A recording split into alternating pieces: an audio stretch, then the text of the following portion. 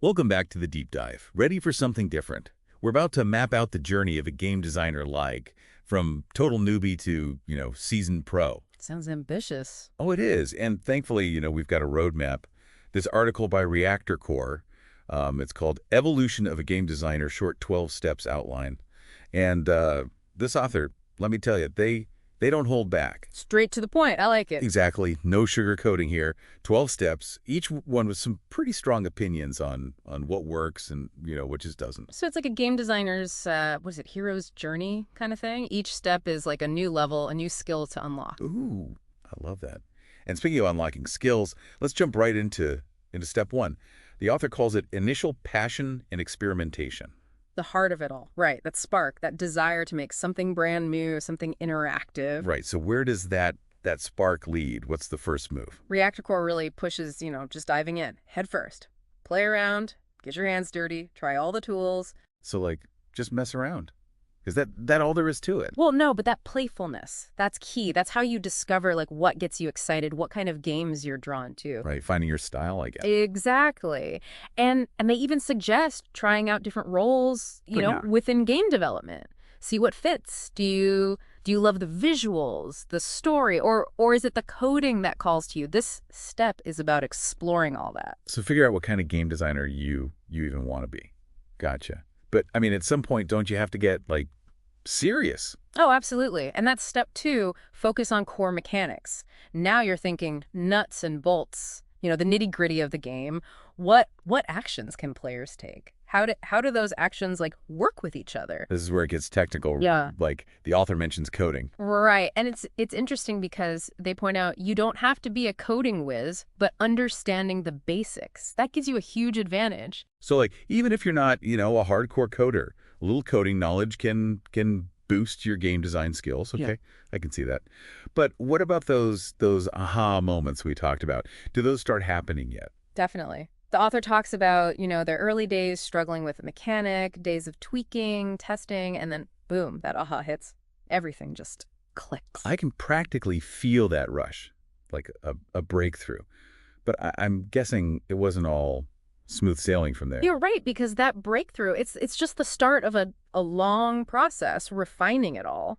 Which brings us to step 3, iterative design process. So first it's passion, then it's the core mechanics, and now it's all about iteration. Sounds like a lot of trial and error. It's the heart of it. The author really champions, embracing failure. It's a learning opportunity. They even compare it to sculpting. You start with a rough block, right? Yeah. And you chip away at it, refine, shape it until you get that vision. So not about perfection right away, more about constantly learning and improving. But how does that play out, in the real world of game design?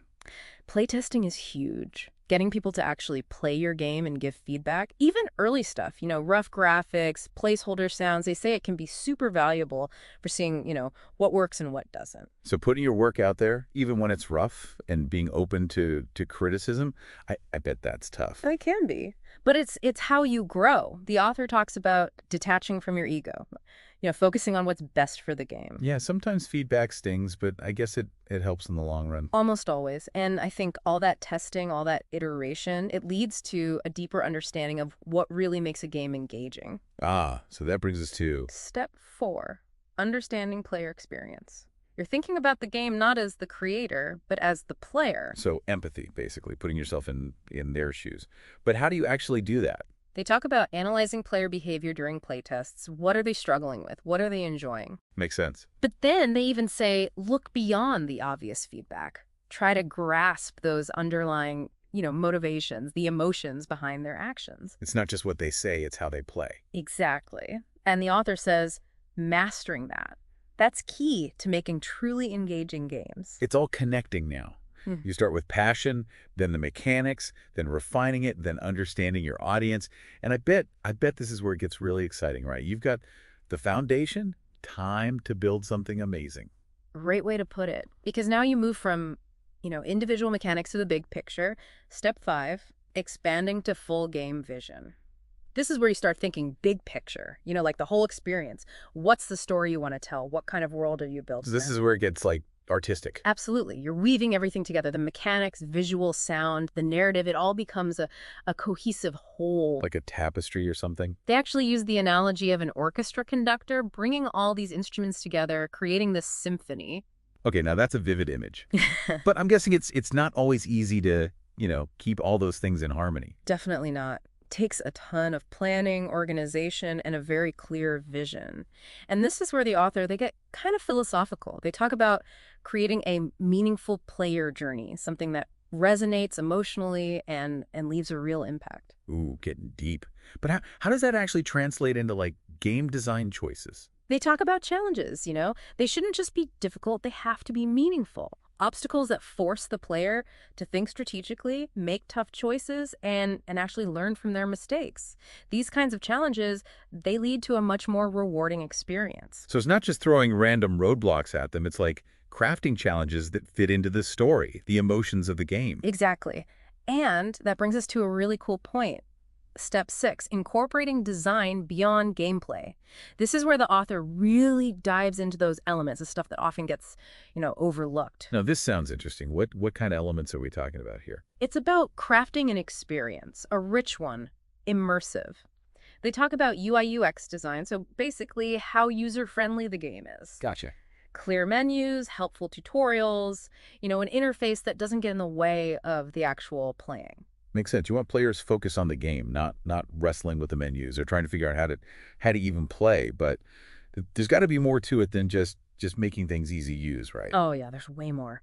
The author goes into visual design and sound design too. These things can create a whole atmosphere, set the tone, even influence how the player feels emotionally. Think about like the music in a horror game, all creepy, or the colors in a platformer, bright and vibrant. So it's about creating an experience, but with your senses, something that adds to the gameplay and the story. Exactly. And they're really clear that these things shouldn't be like last-minute thoughts. They need to be part of the design process from the very beginning. This is where I think a lot of those indie games, they really shine. They might not have a huge budget, but they nail that unique, memorable aesthetic. Totally agree. And I think that's the point the author's making. It's not about, throwing money at it. It's about making those smart design choices, ones that elevate the whole player experience. So we've gone from that initial spark passion to the core mechanics, iterative design, understanding the player, and now this big picture design. Like we're building a whole universe piece by piece. But what happens when you're like ready to share that universe with the world? That's where step 7 comes in, marketing and presentation skills. And this might seem kind of out of place, but the author makes a strong case for why it's crucial, even for game designers. Okay, I'm listening.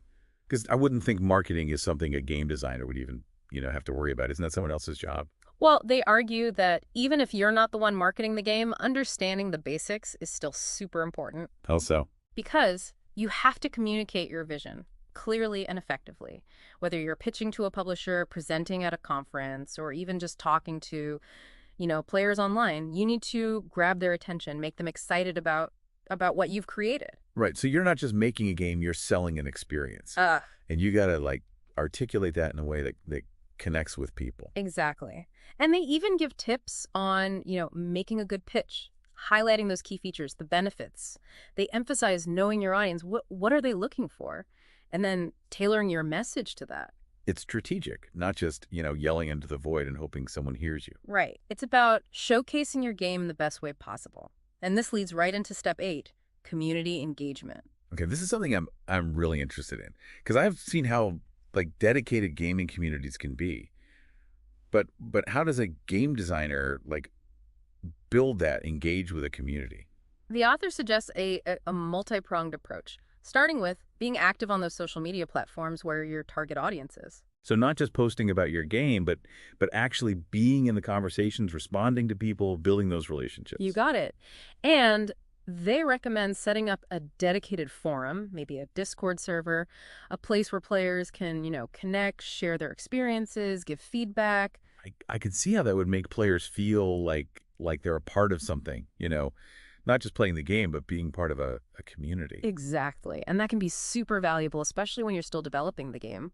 The author tells a story about how feedback from their community, it actually helped them catch a big design flaw in one of their games. Wow, so community engagement can actually make the game better. It's like having a whole team of testers and advisors built right in. Powerful stuff.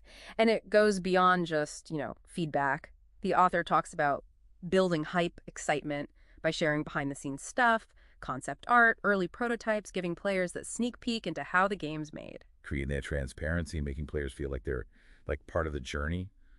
Love that. Exactly. And now we get to a step that might be a little controversial. Step 9, adapting to industry trends. Ooh, this is the one you said the author had like strong opinions on, right?